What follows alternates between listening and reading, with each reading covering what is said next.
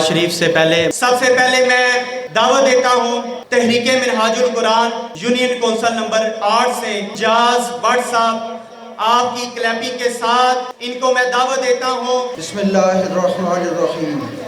سب سے پہلے میں اپنے تمام معزز حاضرین کو خوش آمدید کہتا ہوں، مبارکباد پیش کرتا ہوں اس عظیم موقع پر۔ اور اس موقع پر میں اللہ کی بارگاہ میں دعا کو ہوں کہ وہ اللہ تعالیٰ حضور صلی اللہ علیہ وسلم کے صدقے سے جو ہمارے شیخ، ہمارے مربی ڈاکٹر طاہر القادری صاحب کی زندگی کا مقصد ہے اس کو پورا فرمائے۔ وہ جس منزل اور مقصد کے لیے وہ کوشش کر رہے ہیں وہ آپ جانتے ہوں گے، وہ اللہ کے دین کو نافذ کرنا ہے۔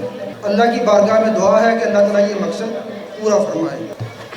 وہ لوگ جو صدیوں بعد آتے ہیں، وہ لوگ جو صدیوں بعد آتے ہیں، سمجھ وہ لوگوں کو صدیوں بعد آتے ہیں۔ وہ لوگ جو صدیوں بعد آتے ہیں، سمجھ وہ لوگوں کو صدیوں بعد آتے ہیں، اس کے ہم اثر اسے اچھا نہیں سمجھتے، چند خوش نصیب ہی اسے سمجھ پاتے ہیں۔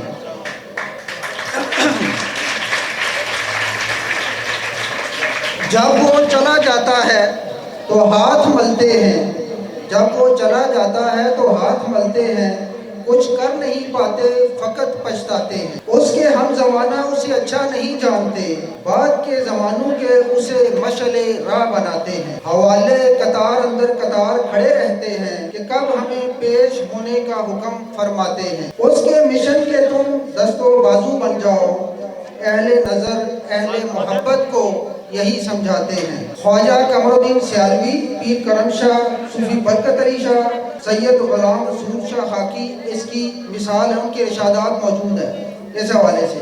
اس کے مشن کے تم دست و بازو بن جاؤ، اہل نظر اہل محبت کو یہی سمجھاتے ہیں۔ مولا تیرا کرم کہ ہمیں اس کا ہم نوا بنایا، ورنہ لوگ سن کر اس کا نام بدک جاتے ہیں۔ اپنے حبیب کا امتی بھی ہمیں اللہ نے بنایا، اور طاہر کے ہم رفیق بھی کہلاتے ہیں۔